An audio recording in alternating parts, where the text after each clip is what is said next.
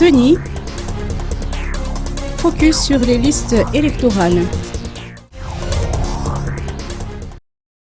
Coup d'envoi ce jour dans les locaux de la Commission électorale nationale indépendante au CENI à Al-Arbi d'un atelier réunissant tous les responsables électoraux et portant sur l'établissement des listes des électeurs. Des responsables de la Commission nationale, des représentants de la société civile, des partis politiques et des responsables étatiques ont participé à cet atelier. La rencontre est soutenue par l'Union européenne dans le cadre de l'application de la démocratie à Madagascar. Selon le président de la CENI, l'objectif est d'organiser des élections libres et transparentes. Pour le Centre européen d'appui électoral, ou ICIS, plusieurs points relatifs au processus électoral sont à revoir.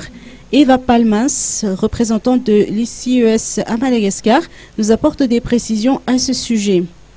Donc cet atelier, qui est un atelier multi-acteurs, a comme but de réfléchir sur le processus d'enregistrement des électeurs, et ceci avec donc le maximum d'acteurs impliqués dans le processus. Donc il y a des représentants de la CENI bien sûr, de l'administration, des partis politiques, les médias, la société civile, pour justement voir quel est le bilan actuel de l'enregistrement de la liste électorale et comment chacun peut apporter des recommandations et des pistes d'action pour améliorer le processus d'enregistrement, mais aussi la liste électorale en tant que telle.